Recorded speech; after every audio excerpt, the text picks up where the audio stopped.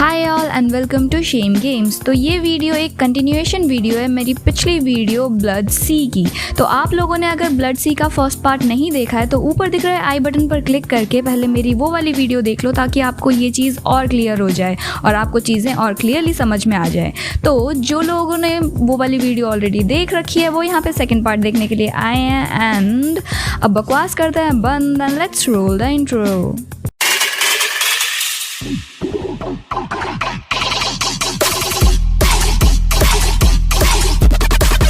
तो ब्लड की कहानी में अब चीज़ें धीरे धीरे और ज़्यादा रहस्यमयी और ज़्यादा इंटेंस होने लगी थी। अब उसी शाम को नेने साया से मिलने श्राइन पहुंच जाती है, जहां सडनली एक एल्डर बैरन अपीयर हो जाता है, जिसे देखकर नेने चिल्लाने लगती है और साया एल्डर बैरन से लड़ते हुए नेने को बचाने की नाकाम कोशिश करती है। एंड ऑफ द डे साया उस एल्डर बैरन को ख़त्म करने में सक्सेसफुल तो हो जाती है, पर नेने इस हादसे में मौत हो चुकी थी उसकी।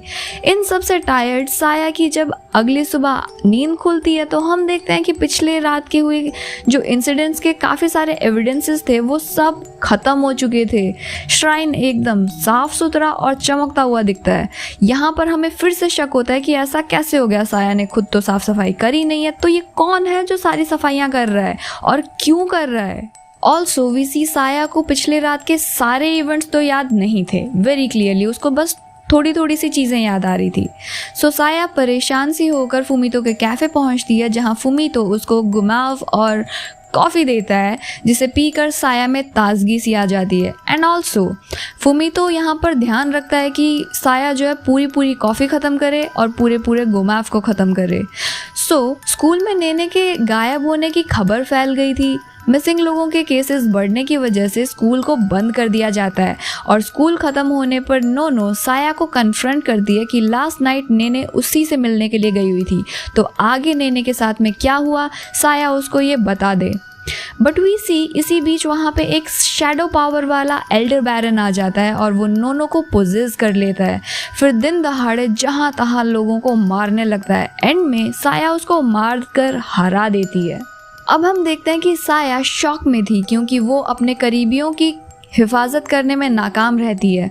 उस रात हम वापस उस कुत्ते को देखते हैं जो कि अब बोलने लगा था और वो साया से अजीब तरीके के सवाल करने लगा था, जैसे कि आखिर साया ने किसे प्रॉमिस किया है। हमें बीच में एक सीन में वो डॉग ये बोलते हुए भी दिखता है कि वो कुत्ता दूसरों की विश फुलफिल करता है और ये किसी की विश थी कि साया खुद को कभी ना भूले, इसलिए ही ये कुत्ता साया के साथ था, जिसका साया के पास कोई खास जवाब नहीं होता है। ऑल्सो आई मस्ट से जिस तरह चीज़ें इस पॉइंट पर चल रही थी मुझे समझ नहीं आ रहा था किस पर भरोसा किया जाए, और हमारी साया was too damn fucking dumb कि इसको किसी पर कोई शक ही नहीं हो रहा था। अब फाइनली स्कूल खुल गए थे। देन अगेन साया का सामना होता है एक और एल्डर बैरन से और ये एल्डर बैरन साया का मजाक उड़ाने लगता है। इवन यहाँ तक बोल देता है कि साया एक झूठ की ज़िंदगी जी रही है। साया उसको मार तो देती है लेकिन ये सब होते हुए तो की जाने देख लेता है, पर टू आवर सरप्राइज वो साया से काफ़ी कामली बात करता है, जैसे तो उसको ये सब देख करके बिल्कुल अजीब नहीं लगा और अभी अभी जो उसने देखा वो सब काफ़ी नॉर्मल चीज़ें थी। यहाँ मेरा शक और गहरा होने लगता है, चीज़ें जैसी दिख रही थी वैसी बिल्कुल नहीं थी। After this we see next day elder barons का अटैक स्कूल पर हो जाता है, जिसमें कई सारे स्कूल स्टूडेंट्स मारे जाते हैं। साया सबको बचाने की बहुत कोशिश करती है but all in when. And में साया उस एल्डर बैरन को मार देती है और उसके बाद एंट्री होती है उनके क्लास टीचर की। अब ये अजीब कहानी थी। अरे भाई, इतने बड़े स्कूल में बस एक टीचर और एक ही क्लास क्या कर रही थी। माना कई दिनों से स्कूल बंद था, कई दिनों बाद स्कूल खुला था, लेकिन ऐसे थोड़ी होता है यार, नेक्स्ट लेवल पागलपन नहीं है। तो अगले दिन फिर वही एक और स्ट्रॉन्ग एल्डर बैरन और साया की फाइट, और इस बार मारने की बारी थी शिनचिरो की और फिर फुमीतो की कॉफ़ी और घुमाव। ऑब्वियसली जब कुछ गलत हो जाता है तो कॉफ़ी और घुमाव खाओ और सब ठीक है। मतलब ये क्या कॉन्सेप्ट है साया, पागल हो गई हो क्या? ये साला इसमें कुछ तो मिलाता है जिसे पी कर साया जो है ना वो सब कुछ भूल जाती है। आई एम टेलिंग यू, कुछ तो गड़बड़ है इस फुमीतो में ही। अब अगले दिन साया एक श्राइन में होती है। सैड सी बैठी हुई होती है एंड वहाँ साया की टीचर आ जाती है और वो उसको अजीब वे में चीज़ें बताने लगती है। फिर वो साया को वहाँ से बाहर ले आती है जहाँ we see Nenemoto and Nonomoto. Damn dude, they were alive. Nene और नोनो भी जिंदा थे। बस ये दोनों ही नहीं बल्कि शिनचीरो भी वहाँ आ जाता है और यहाँ होती है असली रेवलेशन। टीचर बताती है कि साया खुद भी एक ईवल मॉन्स्टर है। जस्ट बिकॉज वो इंसानों जैसी दिखती है वो इंसान नहीं बन जाएगी। और सच में ये टीचर यहाँ साया की असलियत जानने और साबित करने के लिए आई थी ताकि दुनिया के सामने अपनी थ्योरी को प्रूव कर सके। इसके बाद ये लोग साया को ज़बरदस्ती एक एल्डर बैरन का ब्लड पिला देते हैं ताकि साया अपने ट्रू फॉर्म में आ जाए। लेकिन जब काफ़ी देर तक कुछ स्पेशल नहीं होता तो ये सब डिसअपॉइंट हो जाते हैं और साथ में डरने लगते हैं। क्योंकि यहाँ खुलता है असली राज। दरअसल ये पूरा का पूरा गांव ही एक होक्स था, एक बनावटी शहर जो कि फुमीतो द्वारा बनाया गया था। फुमीतो एक क्रेजी बिलियनर था जो कि ऑर्गेनिक डीएनए और जीन्स के साथ एक्सपेरिमेंट कर रहा था और साया उसकी सबसे बड़ी क्रिएशन थी। ये साया को यहाँ लेकर आया था, उसकी मेमोरी डिलीट करके उसे यहाँ एल्डर बैरन्स के साथ में लड़ने छोड़ दिया था। हम फुमीतो की मेमोरी लेन में देख पाते हैं कि साया और वो एक तरह की शर्त लगाते हैं। साया की कोई माँ नहीं थी और जो इंसान साया का फादर था वो खुद ही एक हाई लेवल का एल्डर बैरन था। और अब तक साया ने जितने एल्डर बैरन्स को मारे थे साया सबका ब्लड पी जाया करती थी। फुमीतो की coffee was like a medicine जिससे साया सब भूल जाती थी और जो गुमाव था was made of meat and blood of Elder barons जिन्हें साया मार डाला करती थी। साया बस इंसानों को नहीं मार सकती थी। हम इसके बाद साया को ट्रांसफॉर्म होते देख पाते हैं। उसकी आइज रेड हो जाती है एंड उसके टोन में हमारी पुरानी साया वाली तलखी आ जाती है और वही सेम कोल्ड बिहेवियर और चालाक चतुर साया हमको वापस मिल जाती है।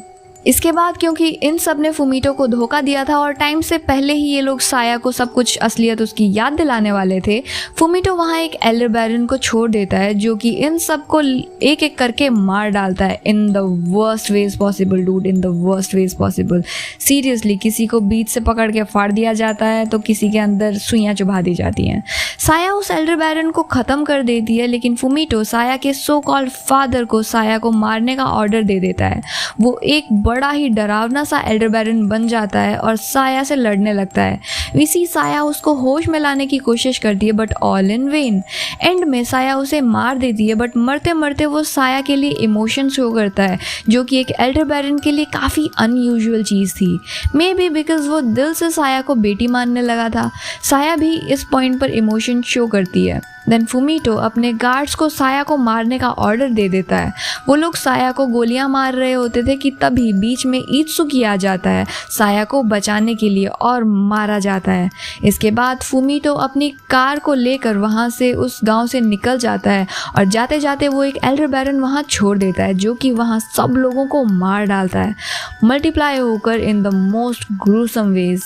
अगर आप ऐसे सीन्स देखना पसंद नहीं करते हो तो इस सीरीज़ का ये वाला पार्ट तो स्किप ही कर देना क्योंकि सच में बहुत ही ज़्यादा गंदे तरीके से मारा गया है लोगों को।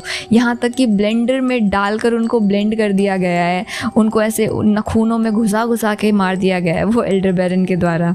किसी को पकड़ के वो बीच से फाड़ देता था तो किसी को पकड़ के पिन्नी चुभा करके मारा गया है, किसी को उसने काट डाला है बीच से। सो this is gruesome, really gruesome. In the end हम देखते हैं कि लास्ट में पूरा गांव ख़त्म हो जाता है और बचती है सिर्फ हमारी हीरोइन साया। उसका आधा मतलब सर का पार्ट जो है वो काट दिया जाता है, स्टिल वो बच जाती है। दैट मीन्स ऑब्वियसली क्यों ऐसा होता है, क्योंकि वो एक एल्डर बैरन थी, वो एक नॉर्मल ह्यूमन तो थी ही नहीं। ऑल्सो उसके साथ में हम उस कुत्ते को भी देख पाते हैं जो कि बच जाता है और जो फुमीतो था वो वहाँ से भागने में सक्सेसफुल रहता है। So this is where blood sea ends. Now अगर आप लोगों को ये एक्सप्लेनेशन पसंद आया हो तो don't forget to hit that like button और please guys do subscribe and share it with your friends. अगर आप शेयर नहीं करोगे तो हमारा चैनल ग्रो कैसे होगा, और अगर ग्रो नहीं होगा चैनल तो हम आपके लिए अच्छी अच्छी चीज़ें कैसे लाएंगे, क्योंकि ग्रोथ सबको चाहिए होता है, मुझे भी चाहिए। So do like, subscribe and put a comment down in the comment box. वो आप लोगों के जो कमेंट्स आते हैं ना, I like it, I love it, and मैं सबके कमेंट्स पढ़ती हूँ। हो सकता है मे बी मुझे रिप्लाई देने का मौका नहीं मिलता हो, एंड ऑब्वियसली जो आप इंस्टाग्राम पे मैसेजेस करते हो वहाँ पर रिप्लाई देना बहुत ज़्यादा हेक्टिक हो जाता है, वहाँ नहीं दे पाती हूँ। बट आई मेक श्योर कि आपके जितने भी कमेंट्स आते हैं एटलीस्ट मेरी वीडियोज़ पर, मैं उन सारे कमेंट्स का रिप्लाई तो देने की कोशिश करती ही हूँ। सो या विद दैट हम मिलेंगे इन माई नेक्स्ट वीडियो, तब तक के लिए बाय।